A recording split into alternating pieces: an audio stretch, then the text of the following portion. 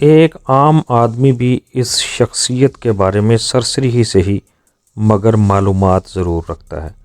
وہ ایک ایسا نام ہے جو علمی و ادبی کتابوں میں جا بجا نظر آتا ہے اور روزمرہ گفتگو میں بھی مختلف حوالوں سے زیر بحث رہتا ہے۔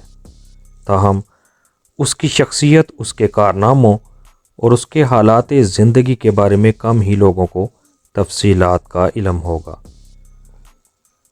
سامعین، گو کہ وہ ایک بلند پایہ فلسفی کی حیثیت سے مشہور ہے، مگر اس نے اپنی زندگی میں کبھی ایک حرف بھی نہیں لکھا، لیکن اس کی فکر اور تعلیمات نے معاشرے پر این قدر گہرے اثرات مرتب کیے ہیں کہ وہ دنیا کی مشہور ترین ہستیوں میں شمار کیا جاتا ہے، اور خصوصاً فلسفے کی تاریخ میں تو ایک مسلمہ حیثیت رکھتا ہے۔ وہ ایک سنگ تراش کا بیٹا تھا اور ایک خود کفیل گھرانے کا ایسا فرد تھا جسے کوئی فکر معاش نہ تھی۔ اسے ابتدا ہی سے فلسفے کا چسکا لگ گیا تھا اور وہ یہ معلوم کرنے میں جت گیا تھا کہ زندگی کی اس روش کا پتہ چلائے جسے انسانوں کے لیے مستحسن تر کہا جا سکے۔ ایک خاص عمر کو پہنچ کر اس نے ایک کسان گھرانے کی عورت سے شادی کی جو ایک بد مزاج بیوی ثابت ہوئی۔ پھر اس جیسے شخص کے ساتھ شادی جس کا کوئی ذریعہ آمدنی نہ تھا، سونے پر سہاگا تھا۔ متعدد امیر و کبیر لڑکے اس کے شاگرد تھے، مگر وہ کسی سے معاوضہ نہیں لیتا تھا۔ اس بیوی سے اس کے 3 لڑکے ہوئے، مگر ان میں سے کوئی بھی نامور نہ ہو سکا۔ اس کی ازدواجی زندگی کو بہرحال کامیاب نہیں کہا جا سکتا۔ بڑی سی پھیلی ہوئی موٹی ناک، نکلی ہوئی توند، ٹھگنا قد اور عجیب سا چہرہ، یہ تھا اپنے وقت کے عظیم فلسفی اور مفکر کا حلیہ۔ برداشت کی قوت البتہ اس میں بے حد تھی۔ وہ شدید سردیوں میں ایک معمولی چادر سے کام چلا لیتا تھا۔ سامعین، وہ مسئلہ تناسخ کا بھی کسی حد تک قائل تھا۔ وہ سمجھتا تھا کہ آدمی متعدد جنم لیتا ہے، مگر اس کا اعتقاد تھا کہ روح جسم سے آزاد ہوئے بغیر پاک نہیں ہو سکتی۔ اس کا کہنا تھا کہ وہی شخص عقل و دانش کا نمائندہ کہلایا جا سکتا ہے جسے یہ علم ہو کہ وہ نادان اور کم علم ہے۔ صرف مخالفین کو ہی نہیں، وہ خود کو بھی جاہل کہا کرتا تھا۔ وہ کہتا تھا اس میں اور دوسروں میں بس یہی فرق ہے کہ وہ اپنے جہل سے باخبر ہے، جبکہ اس کے مخالفین اپنے جہل سے بے خبر ہیں۔ حقیقت یہ ہے کہ شہر کے لوگ بڑی تعداد میں اس کے مخالف تھے۔ اس کے سوال و جواب کا طریقہ کار سب کو ناپسند تھا۔ اس طرح سب کے پول کھل جاتے تھے۔ لوگوں کو یہ بات ناگوار گزرتی تھی کہ کوئی شخص کہے تو یہ کہ وہ کچھ بھی نہیں جانتا، پھر باتوں باتوں میں الٹا انہی کو کم علم اور جاہل قرار دے دے۔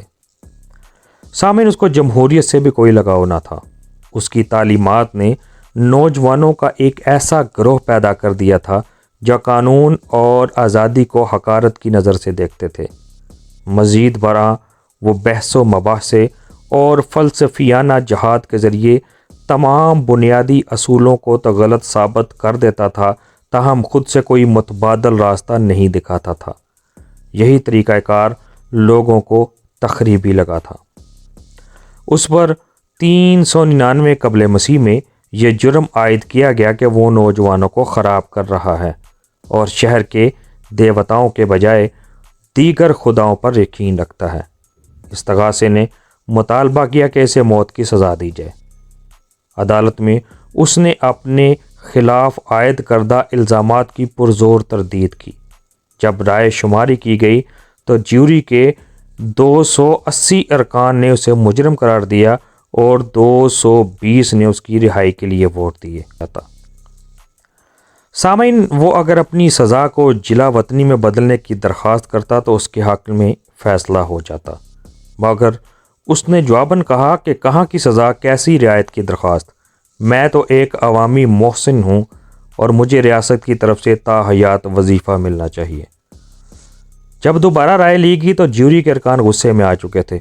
500 ارکان میں سے 300 نے اس کے لیے موت کی سزا سنا دی۔ اب بھی موقع تھا اور اس کے چند دوست اسے فرار کرانے پر قدرت رکھتے تھے۔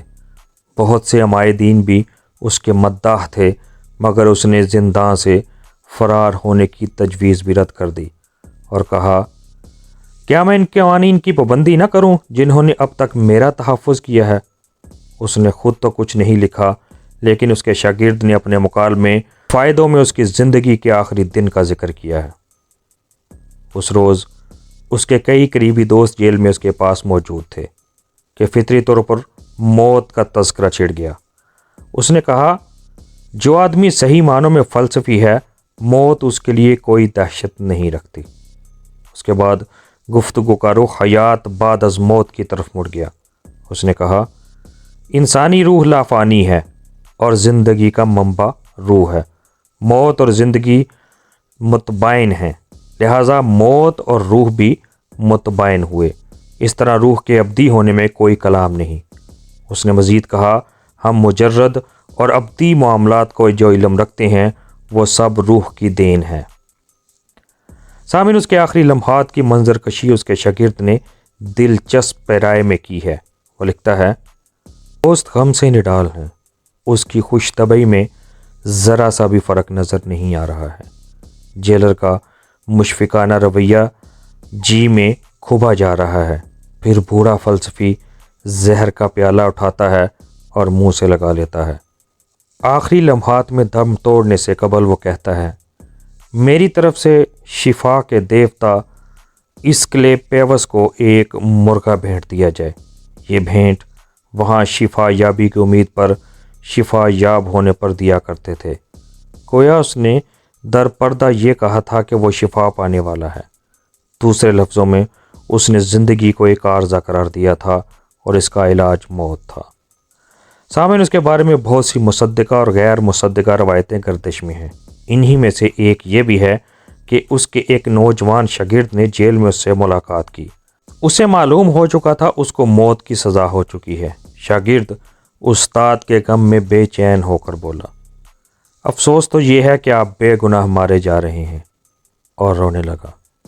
اس نے شاگرد کی بات سنی تو اسے ڈانٹا اور کہا، اے احمق، تو یہ کیا کہہ رہا ہے؟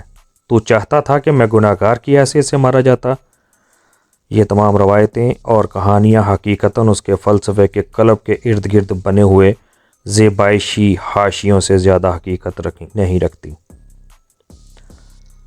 سامعین، یہ تمام روایتیں اور کہانیاں حقیقتاً اس کے فلسفے کے قلب کے ارد گرد بنے ہوئے زیبائشی حاشیوں سے زیادہ حقیقت نہیں رکھتی۔ اس نے اس دور کے ایک مشہور سوفسطائی معلم پروتاگورس سے پوچھا، کیا نیکی کو سکھایا جا سکتا ہے؟ پروتاگورس نے کہا، یہ ممکن ہے، مگر اس کو اس بات کے ماننے میں تامل تھا۔ بڑی علمی موشگافیاں رہیں۔ پھر اس نے کہا، علم تذکار کا دوسرا نام ہے۔ ہماری روحوں نے بار بار جنم لیا ہے اور یہ دونوں جہانوں کی ہر بات سے واقف ہیں۔ یہ واقفیت روحوں میں موجود ہے، مگر گہنائی ہوئی۔ تعلیم و تربیت کا کام صرف اتنا ہے کہ وہ اس گہنائی ہوئی واقفیت کو سیکل کر دے۔ ان تمام باتوں کے باوجود آخر تک یہ ثابت نہ ہو سکا کہ نیکی کس طرح سکھائی جا سکتی ہے، اور تب اس نے مجبور ہو کر کہا، ہاں اے لوگو، اس سلسلے میں اگر کوئی آسمانی توفیق شامل حال نہ ہو تو کچھ بھی پلے نہیں پڑتا۔ یونان کے اس نابغہ روزگار کا نام سقراط تھا۔ سقراط کی پیدائش کا سن 469 قبل مسیح متعین کیا گیا ہے، اور کہا جاتا ہے کہ زہر کا پیالہ اس نے 399 قبل مسیح میں پیا۔ اس کی شخصیت کے بارے میں شاید ہمیں کچھ بھی معلوم نہ ہوتا، مگر افلاطون اور کیسنوفون جیسے اہل قلم اس کی شخصیت کی عکاسی اور اس کے افکار کے انشراح کا بیڑا نہ اٹھاتے۔ یہ اس کا مقدر تھا کہ اسے افلاطون جیسا صاحب اسلوب ارادت مند میسر آیا، ورنہ اپنے نام و نمود پر مر مٹنے والے تو بہت گزرے ہیں، دوسروں کے لیے کون خون جگر بہاتا ہے۔